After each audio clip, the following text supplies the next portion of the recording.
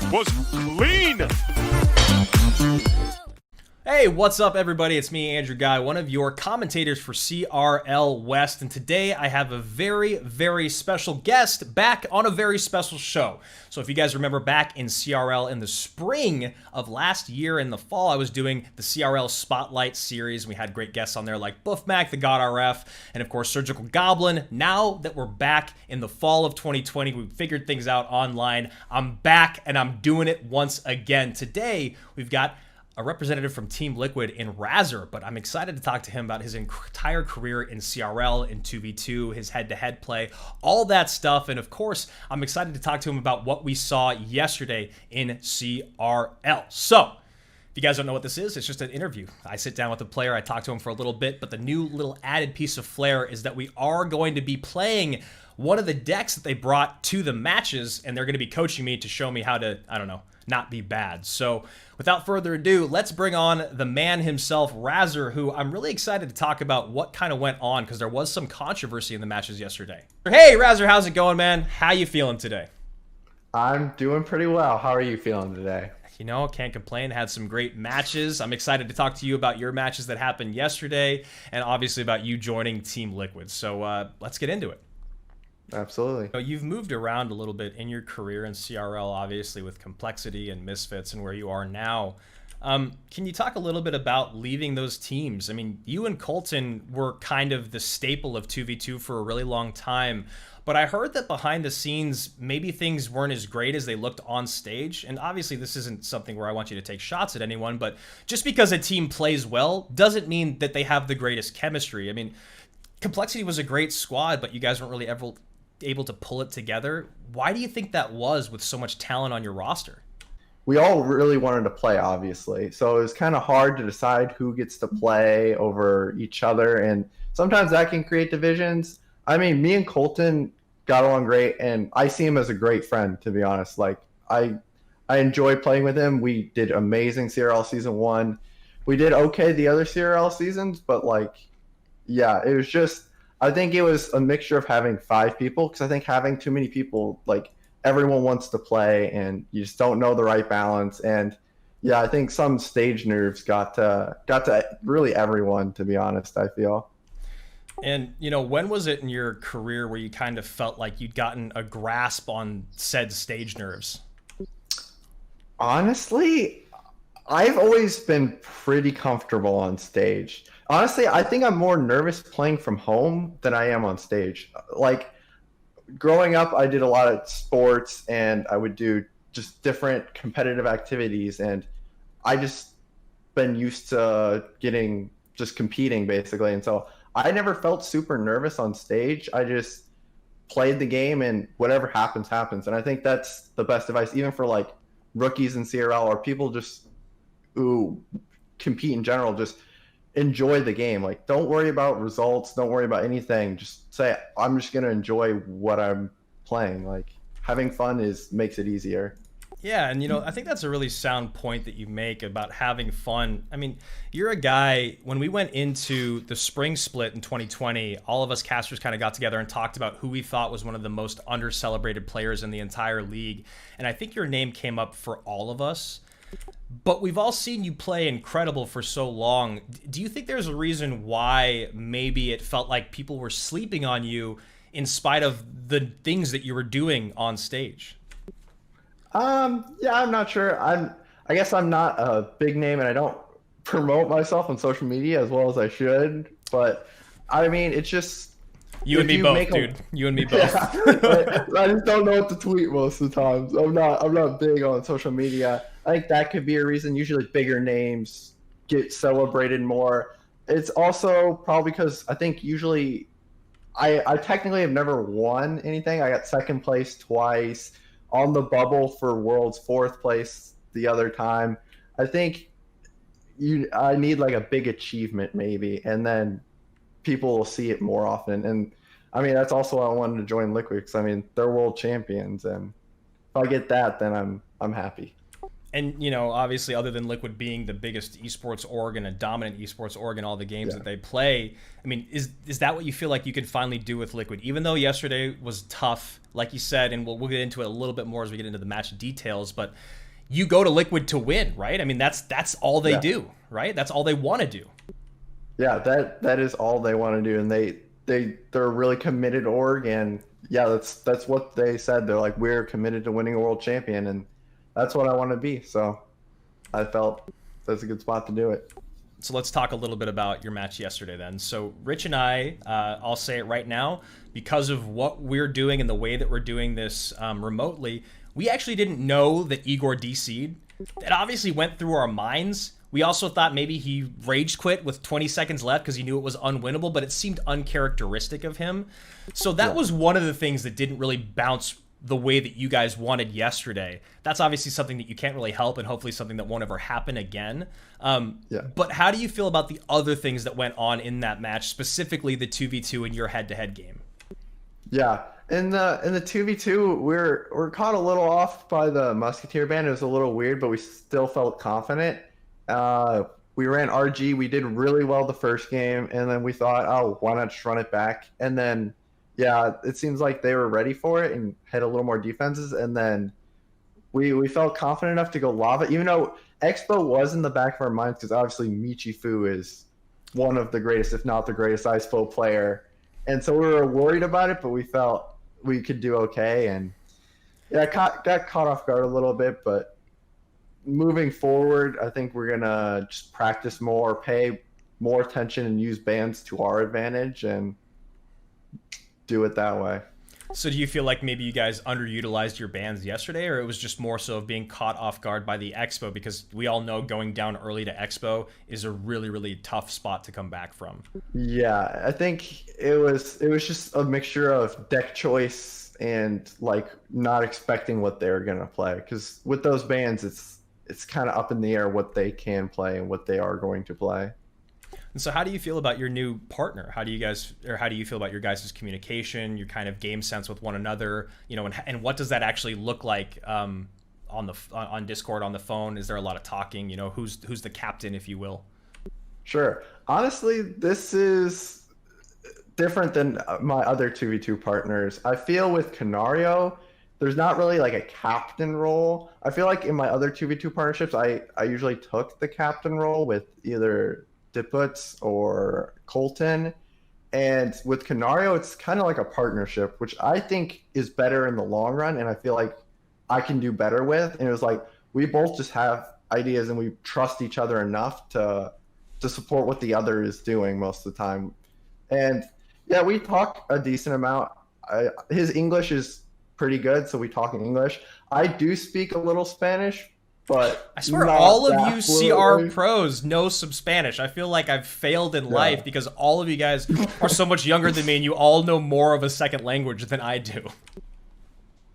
Yeah, I took 4 years in school, and obviously living with Adrian, I learned quite a lot. So my Spanish is okay, but we mainly talk in English, and we get along great as a team. So And the two I'm things not worried coming up. and one of the things that we talked about a good amount was kind of your guys' composure on Liquid. I think because all of you are such seasoned vets, and Igor being a bit younger, but obviously being the style of play that he is, he can play emotionally and it's fine. But the rest of you guys, I mean, dude, it looked like you were almost asleep in your chair yesterday, but I think that's good. I think it means that you have complete control of the way that you want to play the game. How do you feel that the veterans and the talent on this squad kind of elevate your gameplay? I mean, you've watched Igor, Canario, and Surge for a while now. How do they make you better? Yeah, absolutely. I mean, like Surge, I think every pro now, and like just even old veteran pros like watch Surgical Goblin and what was it, 2017, and we're like, wow. Yeah. And everyone looks up to him in the pro scene, and being on a team with him and watching how he captains and how passionate he is, it really just brings up everyone else on the team, to be honest. Like, he wants to win, and like you can see the drive, and yeah, it just makes everyone better. And then obviously Canario, like season 1, he had the most wins and just dominated. So like us three, and even Igor, even though he's younger and newer to CRL, like he's finished first on ladder the most amount of times. He's obviously clutched up in World, so like with all of us together, I think we can honestly do really, really, really well. So I think the last thing that I really want to talk about before we get into a little bit more in depth of kind of what happened in your head-to-head match. I mean, I don't think there's a lot to talk about. It felt like you kind of had a rough matchup, but the deck that you ran, was there a reason why you picked that specific deck, and how did you feel about the matchup that you actually ran into?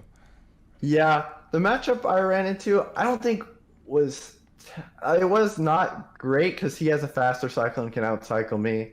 But there was a time early on where he set up a goblin cage, and I should have set up my goblin cage opposite so I can NATO his to my king tower. I should have done that in the game. Like, I think it was winnable, but I basically chose the deck because I thought it'd be a good surprise with bomber buff, and I felt Belkin was going to run something a little heavier. Like, I don't know, he was talking about how E-Golem is really broken in the past and stuff like that.